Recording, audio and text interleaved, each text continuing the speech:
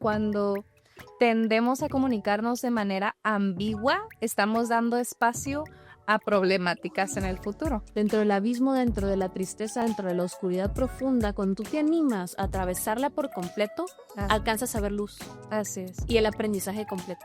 Cuando estamos tratando de eliminar todo riesgo, todo malestar, toda confrontación, lo único que estamos ocasionando son adultos resentidos, débiles e incapaces de vivir en sociedad y, por encima de la vida en sociedad, de vivir en congruencia consigo mismos. Pero si no lo conjugamos con la verdad, la fragmentación interna se vuelve caótica. En medio del ruido del mundo, elegimos escuchar el silencio. Bienvenidos a El Silencio Activo. Hola, ¿qué tal? Bienvenidos a tu espacio de introspección favorito. Nosotras somos Sofía Patrón y Rebeca Garay, y es un gusto invitarte en este episodio de nuestro podcast El Silencio Activo. Este episodio es una serie de 4 episodios en donde tocamos el libro de Jordan Peterson, 12 reglas para vivir un antídoto al caos. Ahorita este es el último episodio de esta serie para poder culminar con el libro. Y vamos a empezar con la regla número 10. Y la regla número 10 es exprésate con precisión cuando hables. El episodio anterior esperamos puedan acceder a él para que lo visiten si no lo han escuchado. Retomamos aspectos acerca de la verdad, ¿no? Y cómo debemos asumir una vida con propósito, siempre partiendo de una vida en claridad. Y aquí el lenguaje va a ser una herramienta fundamental porque vivimos en un mundo caótico y desordenado, ¿no? Tanto en la praxis como en la mente. Entonces, en esta regla, el autor hace una invitación a poner orden a nuestro mundo a través de la manera en que expresamos el lenguaje, pero también es como entendemos nuestra realidad. Entonces, la manera en que verbalizamos lo que entendemos y lo comunicamos de forma eficiente.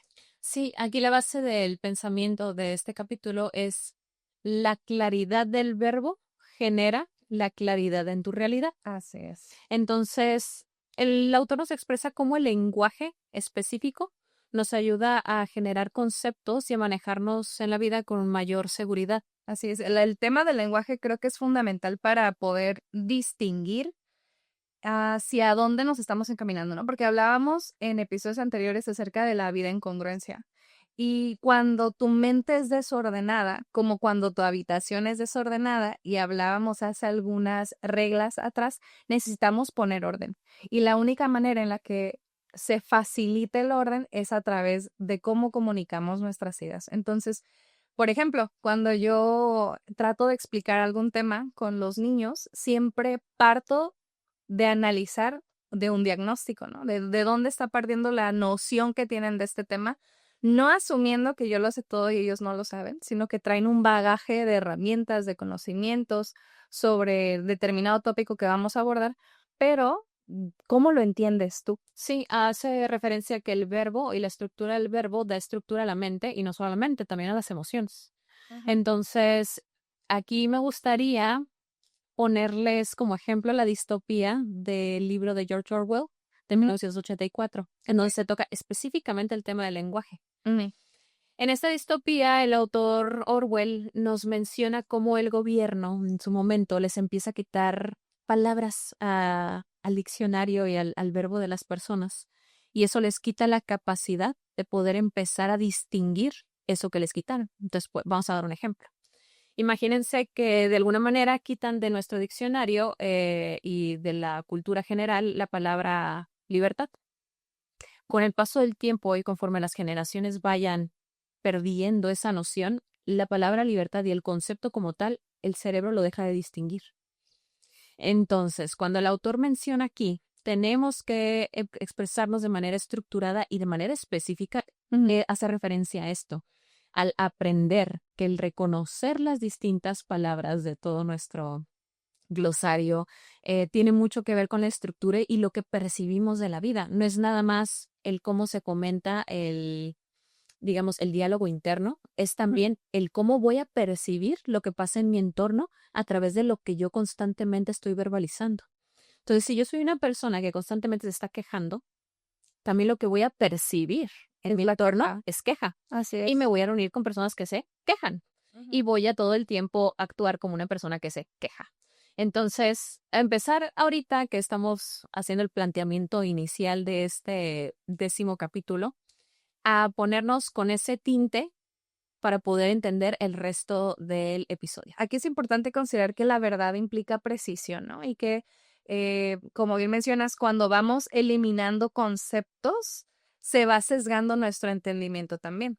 En mi experiencia docente, veo, por ejemplo, con las generaciones actuales, cuando hay un proceso de investigación y ocurre el copy-paste, ¿no? Hay un copy-paste, no hay interpretación, no hay parafraseo de la información. Y es una invitación constantemente a que se desmenuce lo que estoy leyendo, que se desmenuce lo que estoy interpretando. Y por eso siempre parto con los niños, y yo creo que como adultos también lo podemos hacer, de los conceptos. Por eso hablábamos, de la importancia de utilizar las palabras con intención. Sí. Es decir, utilizar el concepto con intención de pensar meticulosamente cuál es la palabra que acomoda mejor lo que yo estoy tratando de transmitir, porque habrá palabras que nos den una noción, pero eliminan el mensaje esencial de lo que yo estoy tratando de comunicar. Entonces, que no hables por hablar, Claro. o sea, que hables con plena conciencia del mensaje que estás tratando de transmitir.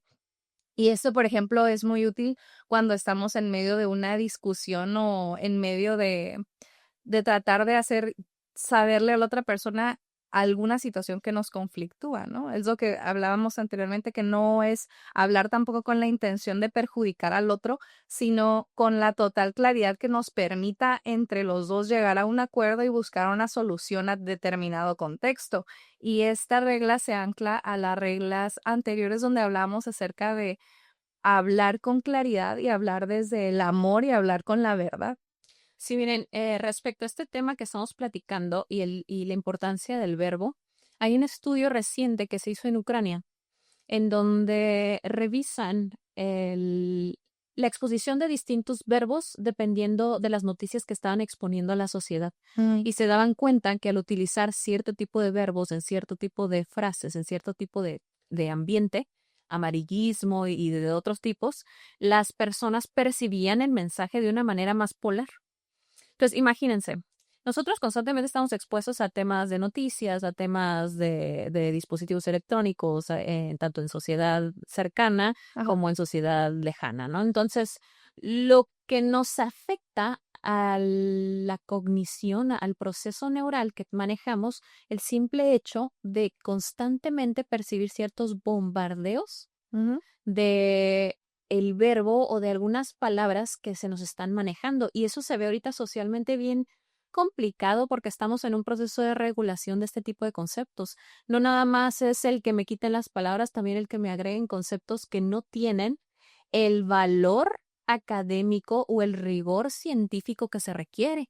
Y es cuando la gente se empieza a conflictuar y empieza a tratar de empatar con estas nuevas dinámicas sociales que ahorita no las vamos a tocar porque son temas un poquito Sensibles. sensibles para la sociedad, pero generan conceptos nuevos, los introducen a la sociedad a través de medios de comunicación y las personas que se sienten perdidas, que no tienen autoestima, que no tienen identidad, empiezan a adoptarlos Ujú. cuando estos conceptos no tienen ni siquiera rigor de ningún tipo, ni el suficiente sustento para existir. Así es. Entonces, es empezar a generar el criterio en función a lo que escuchamos y lo que verbalizamos constantemente y las palabras que pensamos. Porque no solo es cómo se genera la matriz neuronal, ¿no? Cómo va generando todo eso y cómo lo empiezo a reproducir, Ajá. sino que el cuerpo genera a través de la vibración, porque acuérdense que la voz es vibración, empieza a generar ciertos matices en la estructura del agua interna y genera una memoria. Entonces, si yo me pasé 7 años de mi vida quejándome, la estructura de mis células va a empezar a mermar. Por eso existen las enfermedades crónicas y de largo plazo. Degenerativas. Así es. ¿Por qué? Porque empezamos a manipular a través del verbo toda la resonancia que existe en nuestro cuerpo. Acuérdense que no somos nada más seres estáticos, somos seres en constante movimiento y la vibración del cuerpo interna se mueve mucho a través de la vibración de las cuerdas vocales, porque es lo que genera la vibración del cuerpo. Entonces, esto está súper interesante. Hace muchos años me tocó ver un documental en donde en un lugar de estudio en Estados Unidos revisaban precisamente eso, metían ciertos tipos de dispositivos para revisar cómo se generaba la vibración y revisaban cómo personas que se quejaban tenían cierto tipo de forma en las cuerdas vocales y cómo se empezaba a maniobrar todo el sistema interno del cuerpo en función a lo que verbalizaban. Y no es nada más eso, sino también todo lo que el sistema nervioso empieza a modificar para poder resonar con lo que tú estás verbalizando. O sea, la frecuencia eléctrica que estás enviando a través del verbo en todos los ámbitos de tu cuerpo se va a ver afectado. Sí, yo quiero rescatar es 2 puntos de lo que comentas. El primero, que tiene que ver con el impacto físico de nuestras palabras. Yo recuerdo cuando estábamos en la secundaria, analizábamos un experimento con 2 recipientes con agua, ¿no? Y recuerdo que uno de esos recipientes, el lenguaje que se le transmitía era muy positivo, ¿no? Eres fantástico, excelente, tienes un buen día, bla, bla, bla, y diferentes cuestiones muy positivas. Y por el contrario, en el otro era un lenguaje totalmente negativo. Y ese es un ejemplo muy burdo, pero sucede lo mismo con las personas, ¿no? Cuando analizaban en congelamiento estos líquidos, unos formaban cierto tipo de cristales, el positivo pues muy detallados, muy hermosos y demás, y el negativo pues desfigurados y deformes y deconstruidos, ¿no? Y yo lo aterrizo en un concepto que utilizamos en la docencia, que es el determinado efecto Pigmalión. El efecto Pigmalión es cuando tú asumes determinado resultado y te encaminas y lo que logras es sesgarlo para que se llegue a ese resultado. De forma que si yo tengo un alumno y en mi prejuicio yo considero que es un alumno irresponsable, que es un alumno que no colabora, que es un alumno bla, bla, bla, bla, bla, consecuentemente mis acciones van a ir encaminadas a ello y voy a perpetuar esta idea en la persona, incluso que él lo crea así.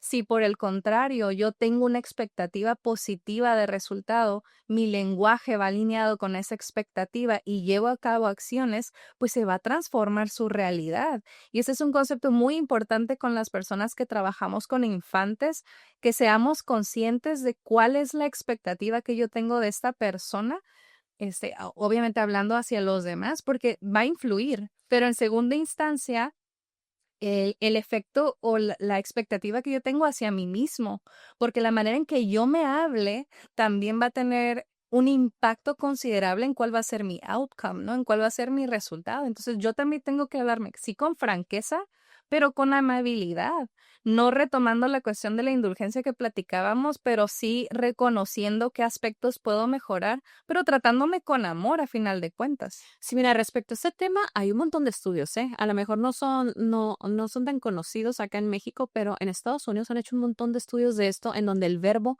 y la creencia que tú tienes sobre algo impacta el resultado del ambiente. Y hay uno bien interesante que me llamó un montón la atención, que se utiliza en creo que fue en la Universidad de Cambridge, de Harvard, en Estados Unidos, hace años lo hicieron, en donde juntaban a tantos maestros y les decían, ¿saben qué? Ustedes son los mejores maestros seleccionados para impartir esta clase y se va a hacer una métrica y pues vamos a tener que estudiar a los alumnos. Los agarramos a ustedes para que puedan pues hacer lo mejor que puedan con los que hay, ¿no?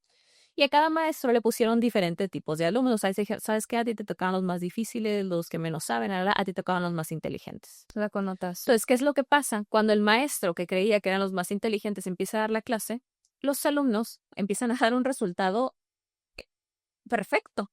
Les va súper bien y de repente empiezan a ver que las expectativas que se tenía es mucho más positiva que la realidad en la que vivían. Y era el caso opuesto, ¿no? Cuando a las que dijeron, ¿sabes qué? Es que estos alumnos no son nada buenos, sin que los alumnos supieran cuál era la connotación que el maestro tenía, Exacto. el resultado era negativo por completo y se iban por debajo de la media. A la hora de presentar los resultados se daban cuenta de que los alumnos todos estaban por debajo de la media. Todos habían sido seleccionados muy por debajo de la media para ver qué resultado tenían los maestros, ¿no? Y lograron él no más, porque el maestro sabía que eran buenos alumnos. El resultado que tuvieron los alumnos fue mucho mayor que el de los otros. Los otros fueron muy por debajo de la media, ¿no?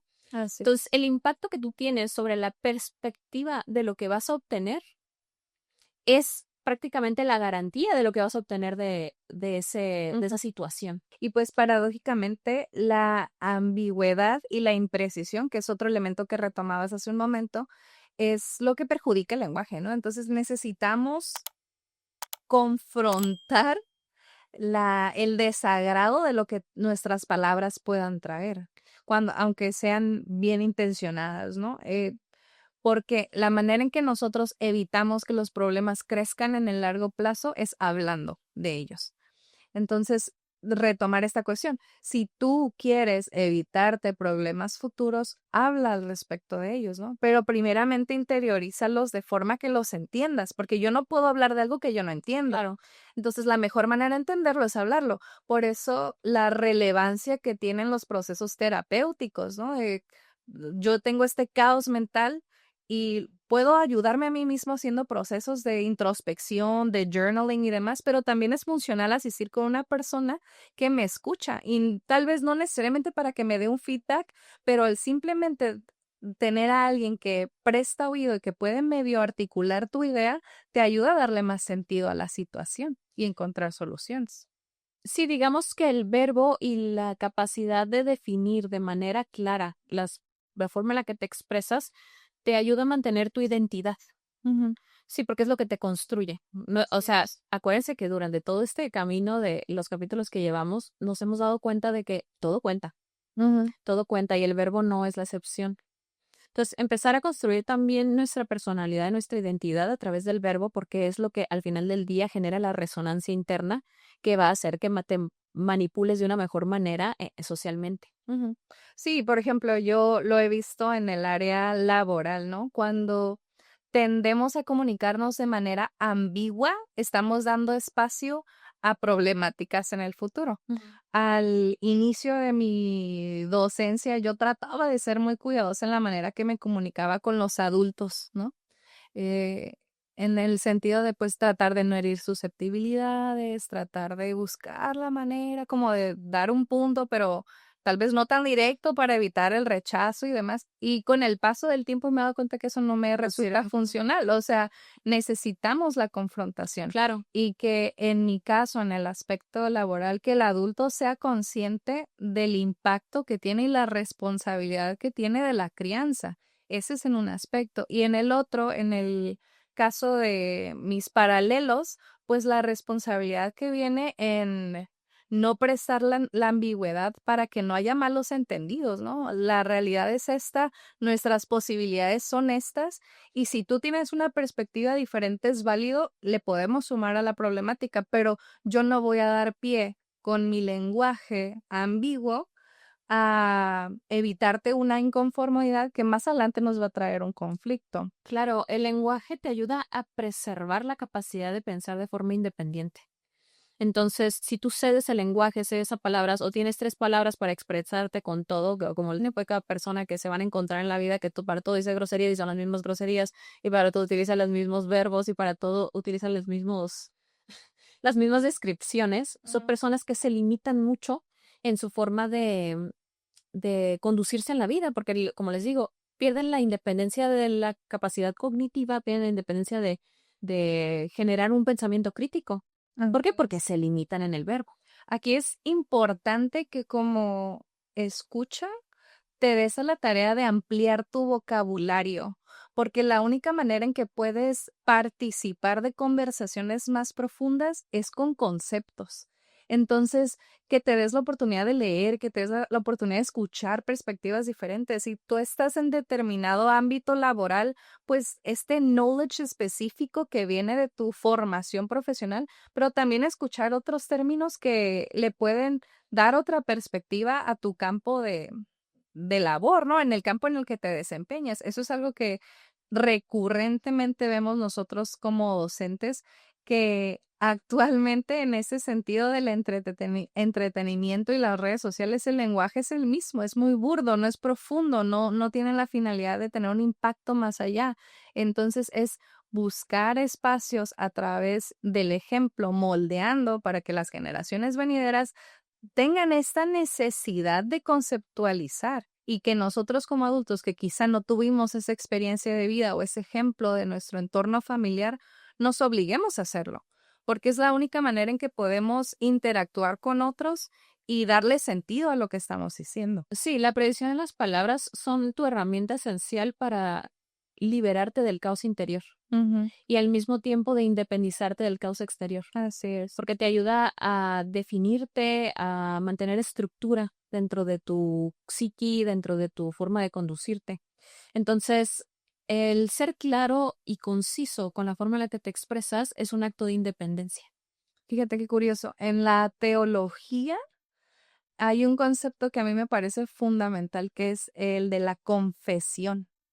Este concepto de la confesión quiere decir que yo reconozco verbalmente mis fallos. Ujú. Y a mí me parece que de manera psicológica es fundamental, porque si tú no verbalizas una realidad, ¿cómo la concretas? O sea, Claro. ¿cómo trabajas en ella? Entonces, el lenguaje tiene el poder transformativo cuando tú lo hablas. El otro día estaba escuchando una interacción de una pareja que admiro bastante, que vivieron un proceso de infidelidad.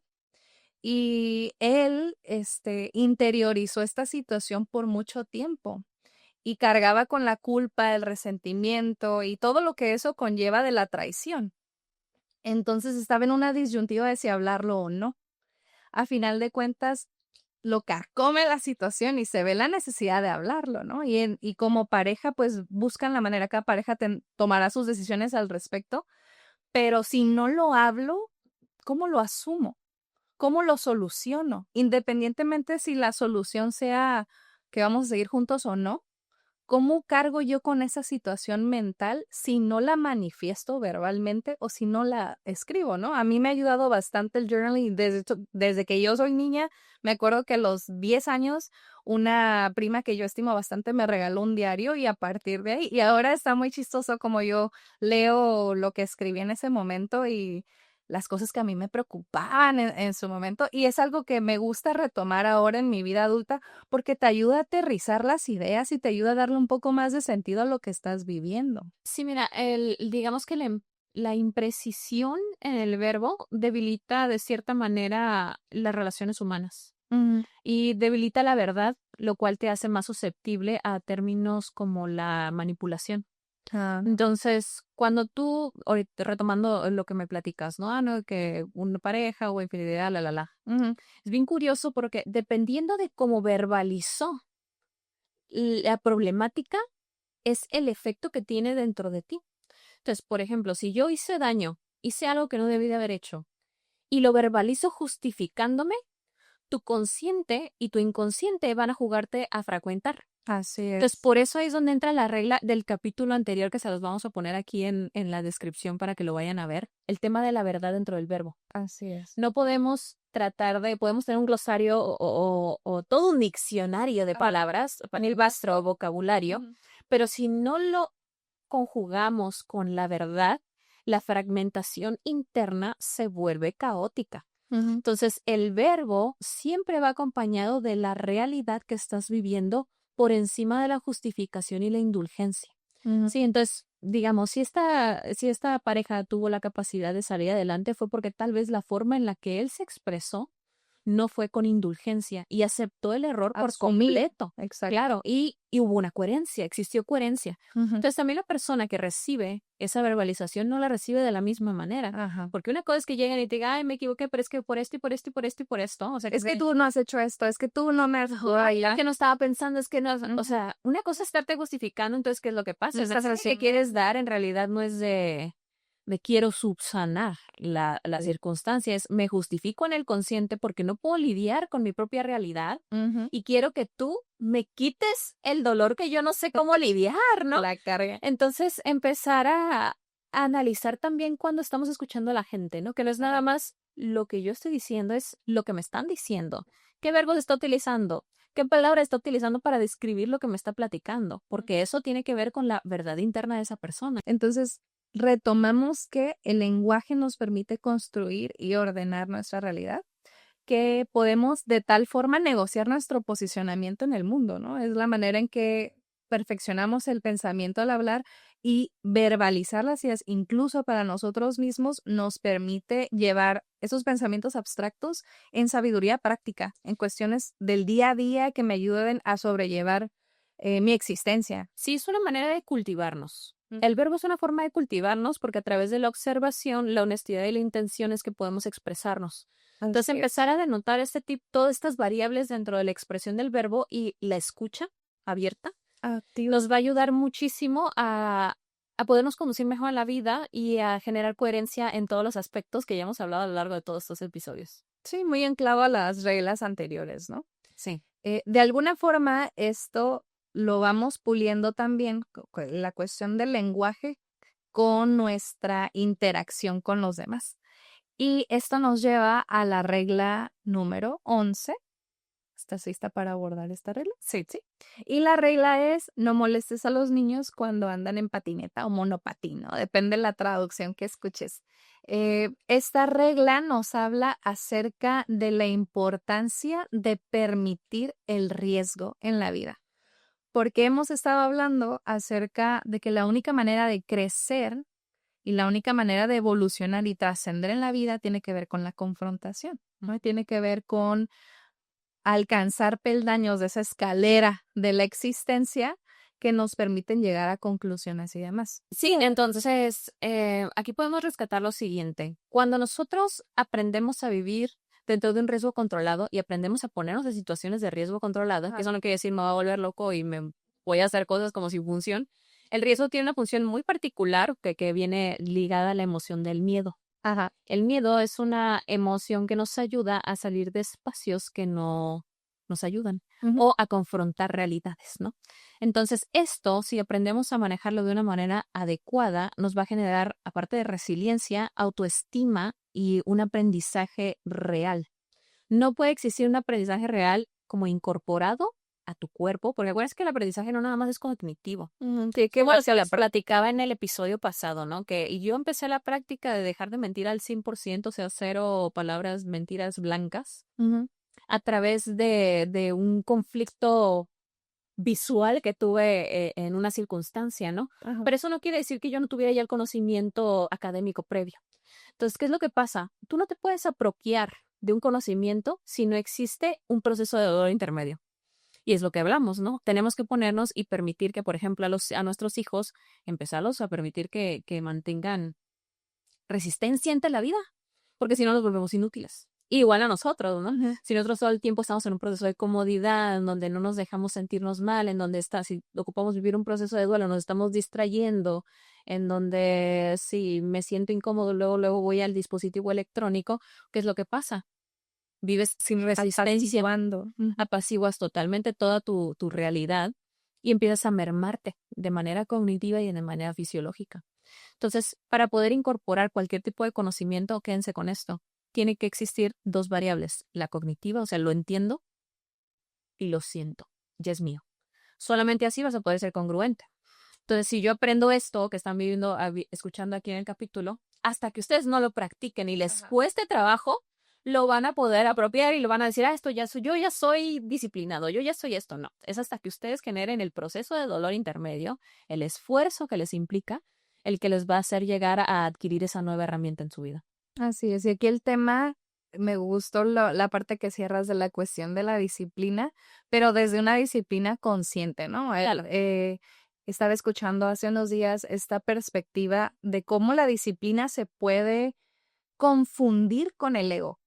Muchas veces llevamos a cabo acciones que están fundamentadas en el ego, no en la disciplina. Y la disciplina implica que yo soy consciente de mi realidad, voy adecuando a mis acciones con constancia, pero soy capaz de reconocer cuando no soy capaz.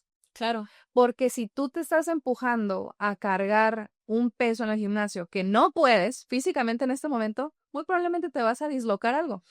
O sea, entonces y es por ego, no es porque, yo soy súper disciplinado y cargo en el gimnasio, No, es una cuestión de que tú estás sobrepensando tus aptitudes en ese momento, tus capacidades. Y no te estoy diciendo que esté mal, o sea, hay que tener visión. excelente, pero hay que ser muy francos de nuestro punto de partida y que los escalones sean asequibles, como hablábamos en episodios anteriores.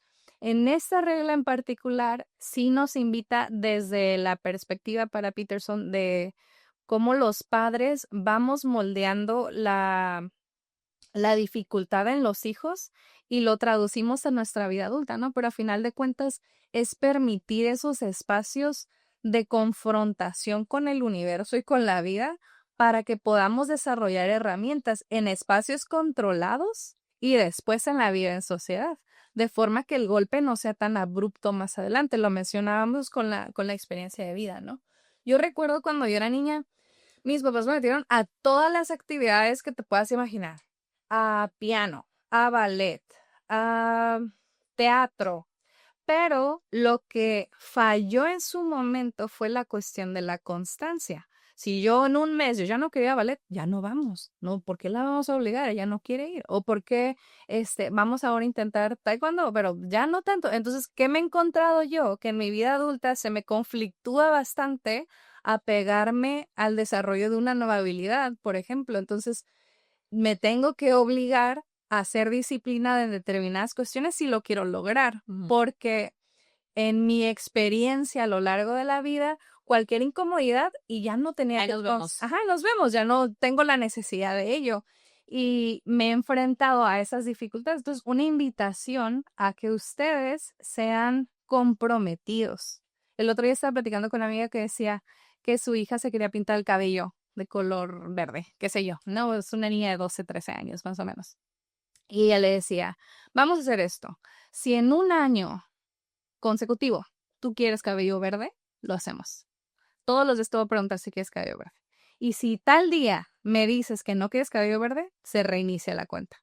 Entonces, ¿qué tan comprometido estás a determinado outcome para que yo tenga certeza en que lo quieres lograr? ¿No? Entonces, Sí, digamos que todo crecimiento nace al borde del dolor. ujú, Entonces, quien evita el borde del dolor renuncia a su posible potencial mayor. ujú. Entonces, ¿qué es lo que tenemos que aprender aquí? A aprendernos a poner en situaciones incómodas. Ajá. Situaciones incómodas es lo que te va a llevar al crecimiento de tu vida y a lo mejor, al tu mejor escenario posible va a ser a través de lo mucho que te forjes, ¿no? Como ese elemento que dicen, el diamante se forja a través de la presión, ¿no? Diamante en bruto. En bruto, exacto. Entonces hay que cincelear y hay que revisar. Hay una presión específica, ¿no? Para poder sacar la belleza pura del diamante. Es exactamente lo mismo con nosotros. Tenemos que presionarnos, tenemos que mostrar ese tipo de fortaleza, tanto al momento de externarnos como al momento de internalizarnos. Entonces, ahorita que platicas de eso de tu vivencia, ¿no? Mi infancia fue muy distinta. Tuve una infancia, digamos, algo complicada. O sea, yo viví situaciones difíciles, muy, muy difíciles. Entonces, en mi cabeza, digamos que la media del dolor Ujú. está tan distinta a la media social que mi nivel de tolerancia es muy alto. Entonces, digamos, si viví situaciones de violencia muy extremas, situaciones de cosas muy complicadas, cuando yo llego y convivo en sociedad y tengo una pareja o tengo un familiar, tendía a tolerar de más, porque mi grado de tolerancia al dolor distaba mucho de una realidad social sana. Entonces ahí te encuentras con la polaridad, ¿no? O sea, una persona que constantemente le estuvieron dando y dando y dando, dando y aguanta y aguanta y aguanta porque aprendió y generó esa parte, esa estructura cerebral que él tiene, digamos, un grado de resiliencia muy alto. Y si no hay conciencia sobre eso, tiendes a ponerte el pie solo y dejar que te pisen. ¿Por qué? Porque no tienes conciencia del grado de resiliencia que tienes. Claro. Entonces mi proceso ha sido el opuesto. Digamos, yo me llevo a momentos de presión y he tenido cosas bien intensas que me ha tocado hacer, pero siempre me ha tocado a mí modular el hasta aquí, mija, y ya no te presiones más, porque si te presionas más vas a llegar a esto y el otro, ¿no? Entonces, empezar a ver mi realidad, ¿no? Y desde ese punto, a lo mejor no me cuesta trabajo seguir y dar secuencia a algo porque tiendo a hacerlo, pero a mí me cuesta trabajo poner el límite de hasta aquí, reina, porque ya estás cansada, hasta aquí porque tu cuerpo ya no da más, hasta aquí porque la relación te está conflictuando, hasta aquí porque esta persona te está dañando, ¿no? Ujú. Entonces es aprender el otro lado de la moneda. No todo es presionar, presionar, presionar, que sí lo es cuando lo necesitas, Claro. pero cuando estás del otro lado, en donde tu grado de resiliencia o de resistencia al dolor es muy alto, tienes que aprender a bajarte, Sí, y a es bajar. como estamos viendo que las 2 cuestiones son negativas, ¿no? Claro. Tanto la sobreprotección como la negligencia. Negligencia total. Exacto, entonces necesitamos un punto intermedio donde generemos circunstancias semicontroladas de frustración, depresión y de confrontación sin caer en esta cuestión sumamente negativa. O en las polaridades, fíjate, a mí con mis asesorados me toca, yo me especializo en adultos, pero me han traído varios niños y adolescentes, los mismos adultos que trabajan conmigo. Entonces, me ha tocado específicamente hablar de esos temas con la crianza de los niños, en donde yo les digo, ¿sabes qué? El grado de sobreprotección o la falta de resistencia del niño que tiene actual lo está mermando al grado de que no puede ni siquiera sostener una emoción, Sí. porque todo es un problema. Entonces es empezar a cambiar el patrón del padre o de la madre o del tutor. Hey, hay que hacer esto, hay que hacer el otro, y empezar, y es precisamente lo que se hace, ¿no? Empezar a generar espacios conflictivos con propósito. Ujú. Entonces, sabes que no, ahora tienes ciertas obligaciones y las tienes que cumplir, y si no, hay una consecuencia. Y es aprender a estructurarnos así desde la infancia, porque muchas veces también pasa, ¿no? Que si tú viviste una infancia, digamos, sobreprotegido o muy indulgente, en donde a lo mejor tu papá o tu mamá o tu tutor no tuvo oportunidad de prestarte mucha atención, Ujú. tú empiezas a moverte en la vida así como les platicábamos en la analogía anterior, ¿no? Que vas y para donde la ola te lleve.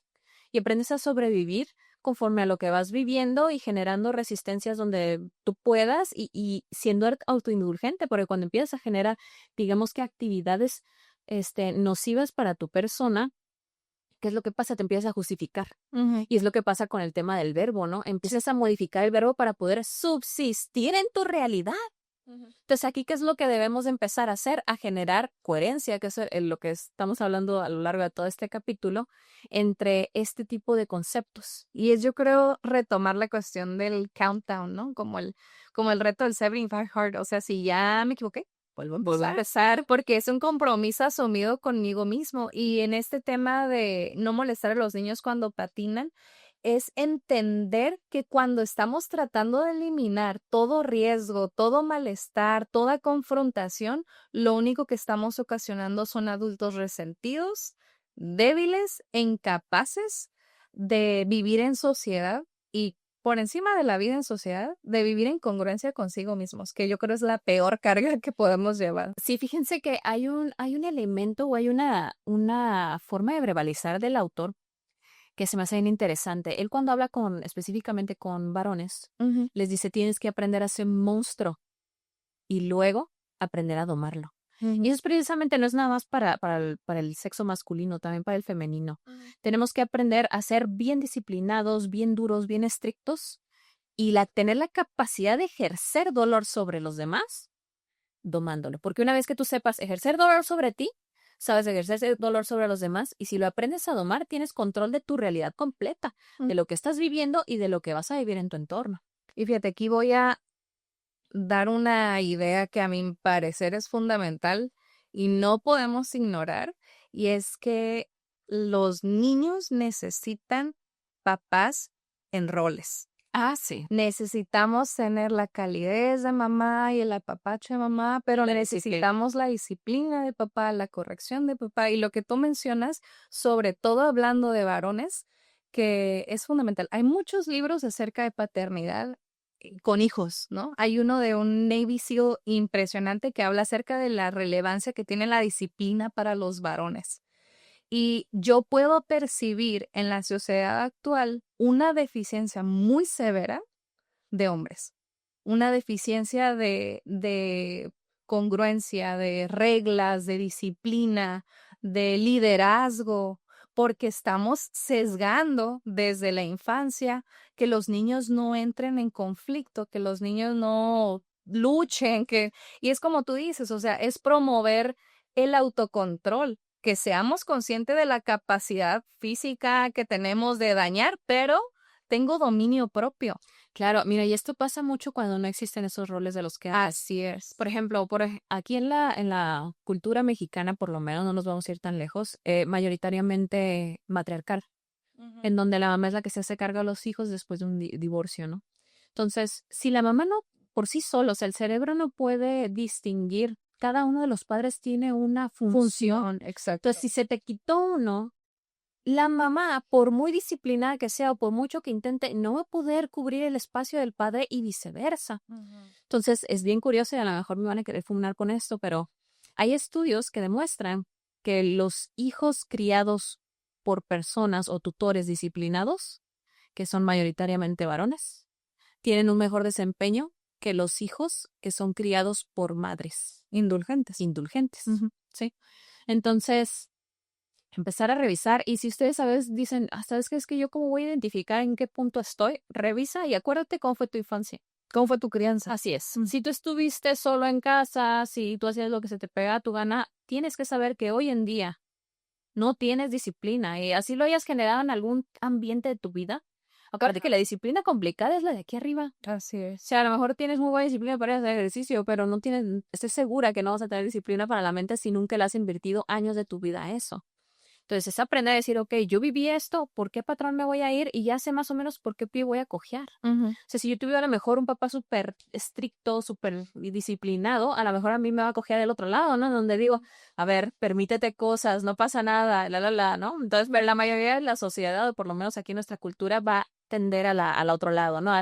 No hay disciplina, no hay valores consistentes, porque la disciplina y el tema de la indulgencia también se da en tema de los valores, ¿no? Cuando decides forzar tus valores o los aplicas nomás como te conviene, ¿no?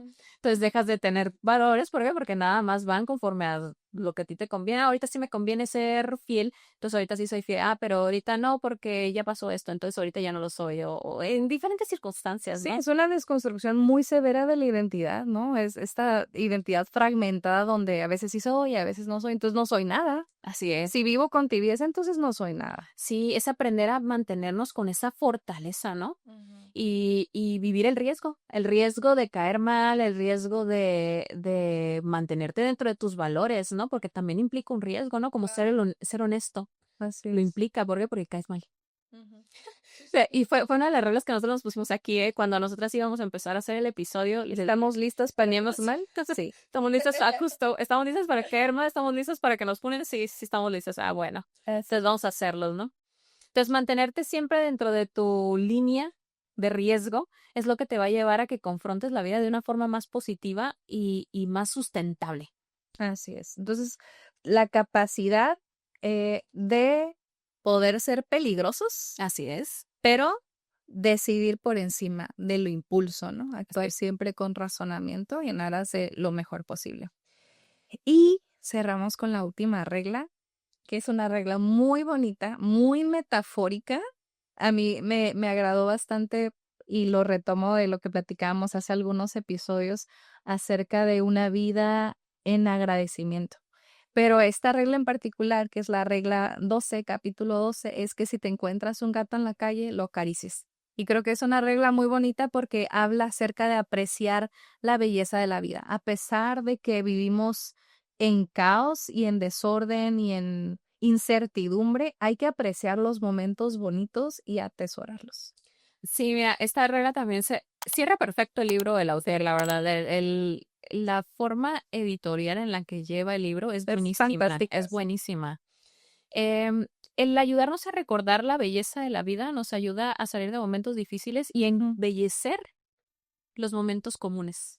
Es una regla muy bonita, ¿no? Porque es una invitación, como hablábamos hace unos momentos, de una vida en propósito, cuando tú estás anclado a lo bello de la vida, te permite sobrevivir. Y más que sobrevivir, hablando netamente de la cuestión física, es a vivir con profundidad. Yo rechazo profundamente, y creo que es algo que rescato del libro, rechazo esta idea del nihilismo donde la vida carece de propósito. Y por eso retomaba hace un momento en las reglas, en la regla 10, donde íbamos comenzando, de que no sé cómo tú lo veas, pero yo sí pienso que estamos aquí con un propósito en particular y esa debe ser nuestra conciencia también para las generaciones que vienen, que su vida tenga un propósito. Entonces, aquí en esta regla 12 que es acerca de lo bello de apreciar la belleza, tenemos que reconocer la gracia. Y la gracia es un regalo dado que no viene por tu esfuerzo, que no viene por tu esmero. Y aquí hemos estado hablando mucho de lo que yo puedo hacer, ¿no? Yo puedo hacer esto, yo puedo hacer aquello, yo puedo hacer bla, bla, bla. Y está maravilloso, pero va a haber ocasiones de la vida en que la vida te va a poner situaciones que no están bajo tu control y tienes que tener la perspicacia y tienes que tener la humildad y tienes que tener la apertura de apreciarlas también. Estuve en un proceso de meditación prolongado de más de 30 días, ¿no? En donde mi vida se veía así como en un pozo muy profundo. Entonces, mientras estuve yo en ese lugar encerrada, porque estuve sola, sin personas, sin alimentos, sin nada, la verdad, no es recomendación para nadie, y eso se los digo. Estos procesos se llevan cuando ya llevas algo de práctica, cuando tienes cierto tipo de conocimiento, y nunca se recomienda hacerlos solos. Pero, como estoy loca, pues me valió y pues también no me da mucha esperanza de Arson. Ajá, siempre he sido muy arriesgada en ese sentido y pues me aventé. Hubo un momento en el proceso de ese periodo en donde mi cabeza y mi mente me llevaba por los dos polos, ¿no? Es lo peor que me pudo haber pasado, me voy a ir, me va a pasar esto, el otro y aquello, ¿no? Pero conforme iba avanzando el proceso de austeridad, porque fue austeridad completa, señores, fue un proceso tan precioso que el día de hoy lo agradezco y me generó un aprendizaje tan grande el haber mantenido cero contacto con el mundo. Era yo enfrente del mar sin nada, agua y sal. O sea, no había nada más, no había dispositivos electrónicos, no había nada. Yo no veía eso porque sabía que era lo que quería generar en ese momento y era como que mi última alternativa. Entonces, hubo un momento en donde yo estaba saltando la cuerda, iba era el día 17 de estar ahí encerrada, y de repente empecé a llorar.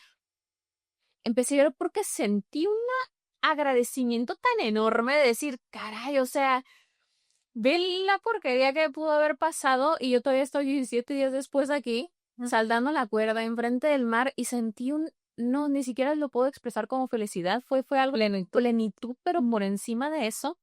Y me quedó como una memoria tan arraigada a mi cuerpo físico que cuando yo he estado en situaciones complicadas, regreso a esa memoria porque la tengo, digo, esto yo lo creé sola.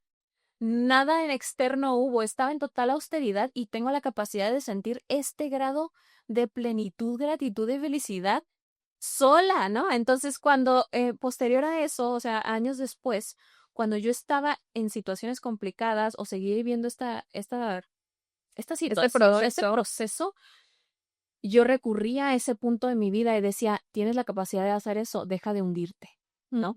Entonces, este capítulo se hace bien precioso porque precisamente te lleva a eso, ¿no?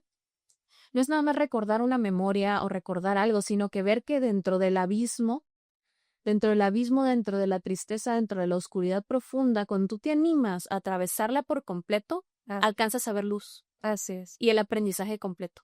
Y tenemos el deber, más allá que como la oportunidad de apreciar, tenemos el deber de celebrar las bondades de la vida, ¿no? Porque es muy fácil que nos pase una circunstancia y hundirnos. Es lo más común que podemos hacer. Pero esta capacidad de la que hablamos de la resiliencia es la posibilidad de regresar al momento de paz previo a que yo tenía a esta noticia, a esta circunstancia, a esta interacción.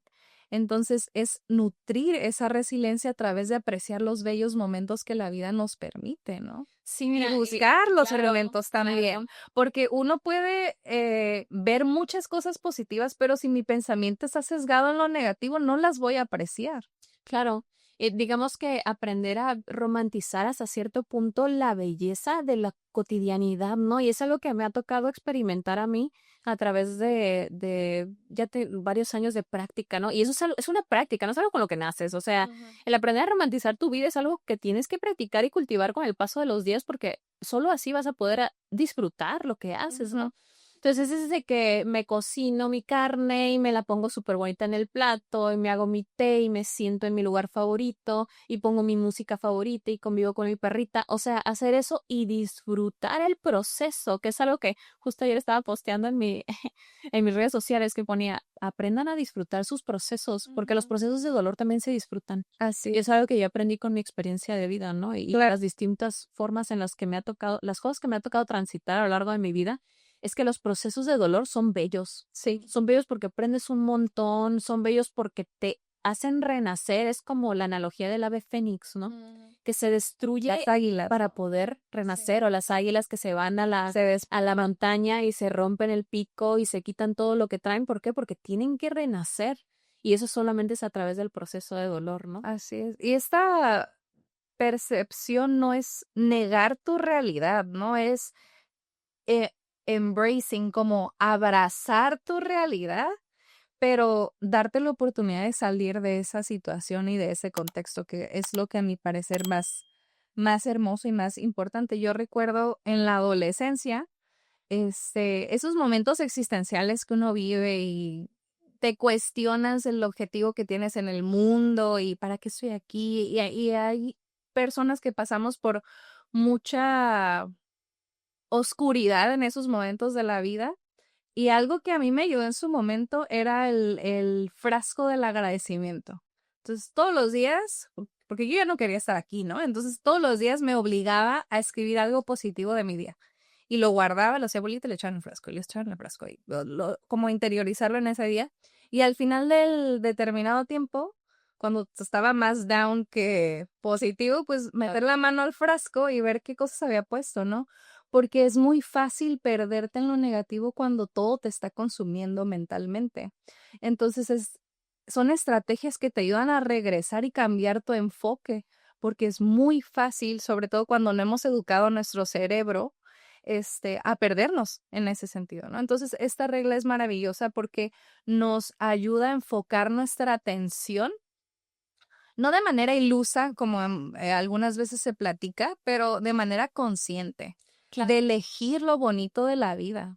Aprender a ver y cruzar el túnel, aprender a distinguir la luz dentro de la oscuridad, porque hay una analogía, ¿no? En donde plantean, a veces mi grado de conciencia merma la capacidad que tengo para poder distinguir la belleza en el mundo, pero la única forma de salir de eso es irte a lo más profundo y aprender a distinguir que todo el dolor, toda lo conflictivo de la vida, todas las cosas difíciles que han pasado te llevan al punto en donde estás ahorita, y no solo eso, te dan las herramientas para salir adelante. Entonces yo pienso que durante un tiempo de mi vida estuve obsesionada con el dolor, y yo soy de las que, desgracia a mi favor o mi desgracia, solita me engrano una cosa y empiezo a revisar todas las aristas que existen de esa variable, ¿no? Entonces el dolor, yo creo que en mi experiencia de vida hasta el día de hoy ha sido el mayor maestro de mi vida. Maestro. ¿Por qué? Porque me ha traído todo lo que soy ahorita, y no nada más eso, o sea, son todas las herramientas que tengo las he generado a través de él. Y la mayoría de las personas así va a ser, ¿no? Entonces, aprender a ver que, como por ejemplo, ayer estaba yo pensando, y yo tenía 8 horas en la computadora escribiendo, porque pues estoy con un proyecto ahí. Y estaba, madres, no he comido, me siento súper cansada, mi cabeza ya no daba para más, pero no podía parar porque yo solita me pongo deadlines, ¿no? Entonces digo, no me puedo fallar, ¿no?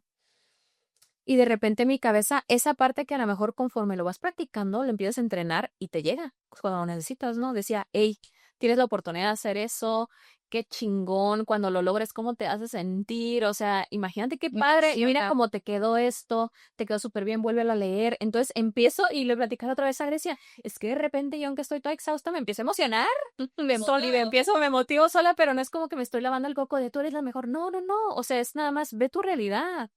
Pudieras no estar haciendo eso y estar en una situación súper peor, y dices, caray, o sea, qué beneficio el poder trabajar en algo que yo quiero y estarme quemando las pestañas en eso, porque estoy disfrutando el proceso, estoy disfrutando quemarme la cabeza tratando de escribir lo que estoy escribiendo, estoy disfrutando leer esto, estoy disfrutando que tengo 8 horas aquí, mira, aquí tengo mi tecito, el que más me gusta, ¿no? Sí, es lo que rescatábamos, ¿no? De que esta última regla resume el mensaje del libro, que es asume la máxima responsabilidad por el mundo, di la verdad, pero nunca olvides apreciar la maravilla de la existencia que hace que todo el sufrimiento valga la pena.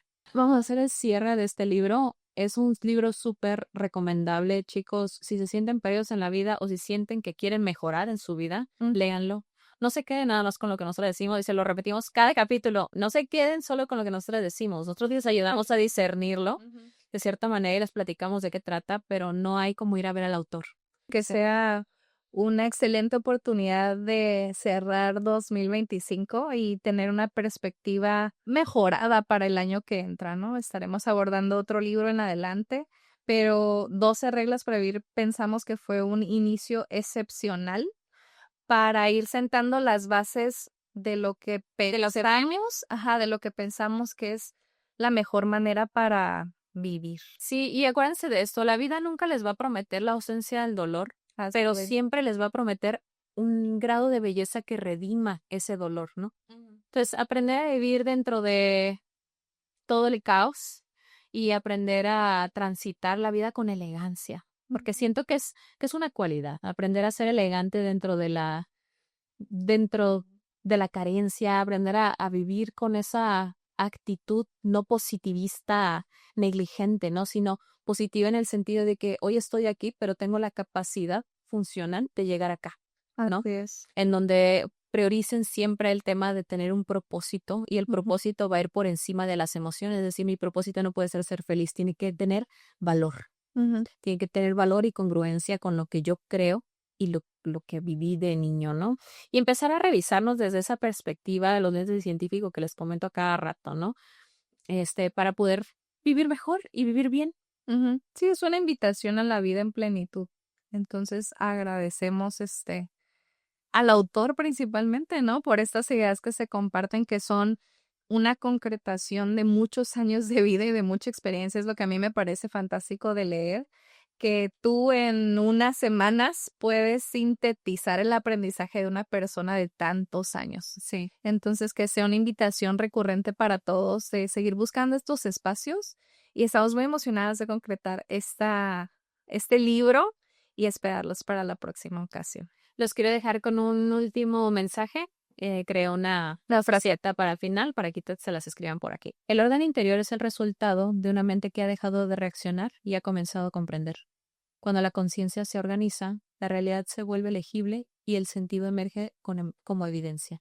Pues bueno, terminamos con este capítulo, el libro de 12 reglas de Jordan Peterson. Les queremos agradecer nuevamente el haber estado aquí y los invitamos a suscribirse y a que compartan el contenido si es que les sirvió de algo. También los invitamos a que nos comenten y nos digan sus experiencias, si es que lo leyeron o si tienen cualquier tipo de duda para nosotros poder interactuar con ustedes y pues enriquecer toda esta información que estamos expresando. Sí, gracias por ser parte de esta comunidad. Y recordamos que el silencio continúa aunque el episodio termine. Muchas gracias y los esperamos la próxima semana. Hasta luego.